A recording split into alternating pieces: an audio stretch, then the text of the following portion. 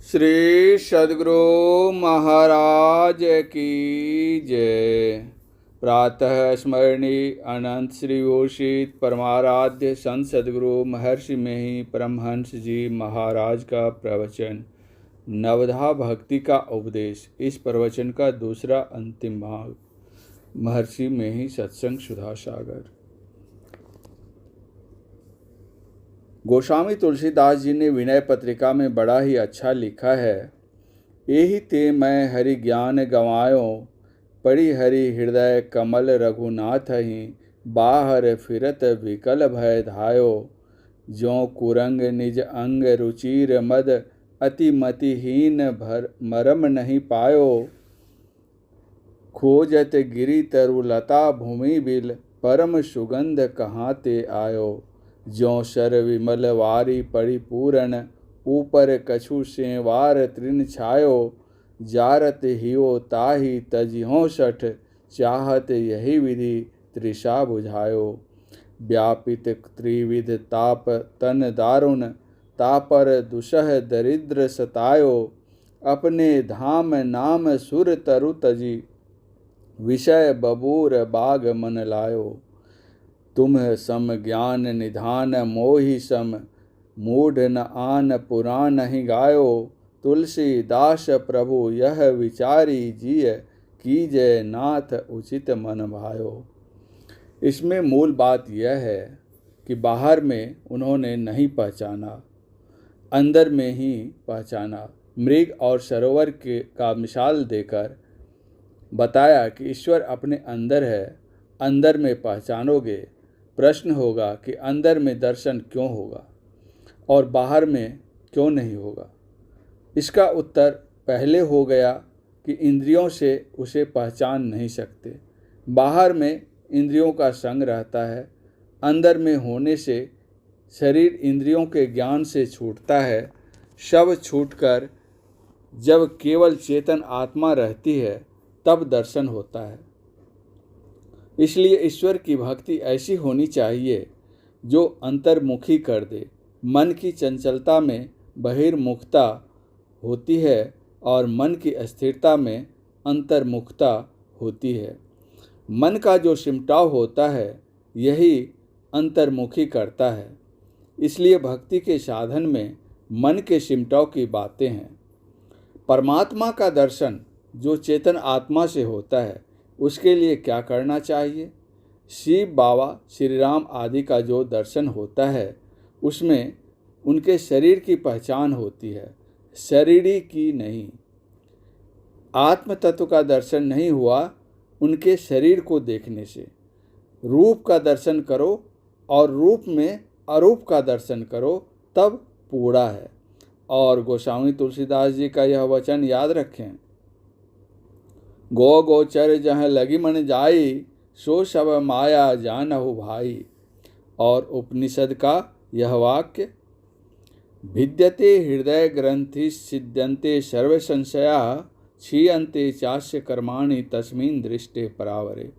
अर्थात उस पड़े से पड़े परमात्मा के दर्शन से हृदय की गांठ टूट जाती है, सारे संशयों का नाश हो जाता है और सब कर्म नष्ट हो जाते हैं। जिस दर्शन से ऐसा हो उसको परमात्मा का ठीक ठीक दर्शन समझो। जो शरीर इंद्रियों के साथ दर्शन हो वह माइक दर्शन है। असली दर्शन चेतन आत्मा से होता है।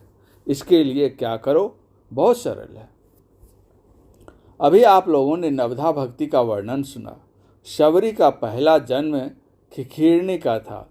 ऋषि मुनि की कृपा से वह दूसरे जन्म में रानी हो गई।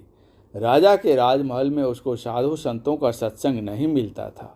राजा के राजमहल में सत्संग मंदिर बनवा दिया। संजोग से एक पहुँचे हुए संत उनके यहाँ पहुँच गए। रानी ने बहुत आदरपूर्वक उनकी सेवा की। महात्मा जी ने प्रसन्न होकर कहा, मांगो, तुम क्या वरदान मांगती हो? रानी ने कहा, मैं शीघ्र मर जाऊं, दूसरे जन्म में मैं कुरूपा हूँ और साधारण कुल में मेरा जन्म हो। महात्मा जी के आशीर्वाद से वैसा ही हुआ। उसका जन्म भील के घर में हुआ। देखने में भी कुरूपा थी।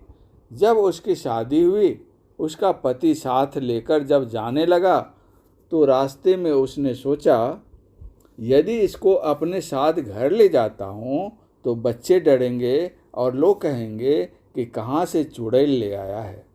ऐसा सोचते हुए वह शबरी को छोड़कर तेजी से निकल भागा। शबरी भी यही चाहती थी। उन्होंने भी सोचा, भले हुआ संसार के बंधन से मैं बच गई। वह मतंग ऋषि के आश्रम में रहने लगी। जब मतंग ऋषि संसार से प्रयाण करने लगे तो शबरी से उन्होंने कहा, तुम धैर्य धारण करके यहाँ रहो, भगवान श्री राम का दर्शन तुमको यहीं मिलेगा। गुरु वचन पर विश्वास करके भजन साधन करती रही। एक दिन ऐसा समय आया कि भगवान राम शबरी के आश्रम पधारे और नवधा भक्ति का उपदेश किया। पहली भक्ति में संतों का संग, दूसरी भक्ति कथा प्रसंग, जहाँ हो वहाँ जाकर सुनो। गुरु की सेवा मान अहंकार छोड़कर करो। परमात्मा का गुणगान करो, मंत्र जाप करो, इंद्रिय दमनशील बनो, शम का साधन करो और मुझसे बढ़कर संत को मानो। 8वां, यथा लाभ में संतोष करो और दूसरे का दोष मत देखो। 9वां, सबसे छलहीन हो, मुझ पर भरोसा रखो, हृदय में हर्ष और दीनता नहीं लाओ। सब में मनोग्रह की बड़ी आवश्यकता है। गोस्वामी तुलसीदास जी ने कहा है, नित्य प्रति दर्शन साधु के असाधुन के संग, तुलसी का ही वियोग ते नहीं लागा हरि रंग। तो उत्तर में पुनः कहा, मन तो रमे संसार में तन साधुन के संग, तुलसी या ही वियोग ते नहीं लागा हरि रंग। 4 भक्ति तक मन लगाओ ही है। मंत्र जपो और मन कहीं फिरे तो यह जप नहीं है। कबीर साहब की वाणी में है, माला तो कर में फिरे, जीव फिरे मुख माही, मनवा तो दहो दिशी फिरे, यह तो सुमिरन नाही। तन थिर मन थिर वचन थिर, सुरत निरत थिर होय, कह कबीर इस पलक को कल्प न पावे कोई। केवल 5 भक्ति तक में ही पूर्ण मनोनिग्रह नहीं होता है। इसके बाद की भक्ति को जानिए। इंद्रियों को कौन चलायमान करता है?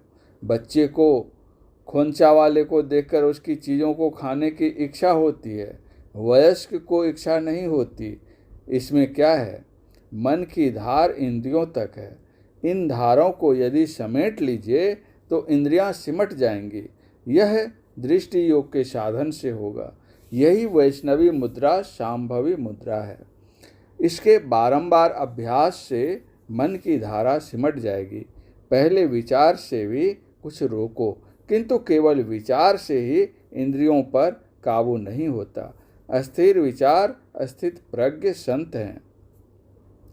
श्रीमद् भागवत गीता की यह सिद्धावस्था है। मन की अस्थिरता में अस्थिर प्रज्ञता होती है। जब तक मन की धारा पसरी हुई है तब तक अस्थिरता नहीं होगी। ध्यान अभ्यास विशेष करने से मन की चंचलता छूटती है, तभी विषयों के रस से मन छूटेगा। जब आप सोने लगते हैं तो पहले तंद्रा होती है। तंद्रा में आपको ज्ञात होता है कि बाहर का भी कुछ ज्ञान होता है और हाथ पैर कमज़ोर होते जाते हैं। शक्ति अंदर की ओर खींची जा रही है। उस समय में कुछ न खाने को है, न सुनने को, न देखने को है, किंतु केवल अंतर्मुखी वृत्ति होती है। बड़ा चैन मालूम होता है। अंतर्मुखी होने से बहुत चैन मालूम होता है। इसीलिए कबीर साहब ने कहा है, भजन में होत आनंद आनंद। यह ईश्वर प्रदत्त है। यह एक नमूना है। ईश्वर बहुत दूर है। केवल थोड़ा सा अंतर्मुख होने में चैन होता है। यदि और विशेष अंदर हो तो विशेष चैन मिलता है। विषयों से उसका मन हट जाता है। मन हट जाने से इंद्रियों से उसके सूत हट जाते हैं। इंद्रियां यों ही पड़ी रहती है। छठी भक्ति, इंद्रियों के दमन का स्वभाव वाला बनो और सज्जनों के धर्म के अनुकूल चलो। सज्जन पापों को नहीं करते। झूठ, चोरी, नशा, हिंसा और व्यभिचार आदि पापों से अलग रहते हैं। इंद्रियों और मन का साथ साथ साधन होता है। यह दम का साधन है। पहले दम का साधन होता है, फिर शम का साधन होता है। शम का अर्थ है मनोनिग्रह। शम से सम होता है। बिना सम के सम नहीं हो सकता है। केवल मन का साधन अंतर्नाद के अभ्यास से होता है। शिव जी ने शिव संहिता में कहा है, न नाद सदृशो लय है। जैसे नमक घुलते घुलते समुद्र ही हो गया, सोना गलते गलते पानी हो गया, वैसे ही मन गलते गलते उसमें विलीन हो जाता है। प्रकृति मंडल से छूटकर परमात्मा का दर्शन करता है। नवधा भक्ति में 7 भक्ति तक साधन है। 8वीं और 9वीं भक्ति उसका फल है। इस प्रकार 9 प्रकार की भक्ति का आप साधन कीजिए तो परमात्मा के जिस स्वरूप का वर्णन हुआ उसको प्राप्त करेंगे। इंद्रियों के दर्शन स्पर्श से जो रूप मालूम होता है वह माया है। इन सब प्रकारों की भक्ति को कीजिए और पापों से बचिए। पापों से बचने पर संसार में प्रतिष्ठा भी होगी और ईश्वर प्राप्ति भी होगी। परम पूज्य गुरुदेव का यह प्रवचन खगड़िया जिला अंतर्गत ग्राम मानसी में दिनांक 6/6/1955 ईस्वी को अपराह्नकालीन सत्संग में हुआ था। श्री सद्गुरु महाराज की जय।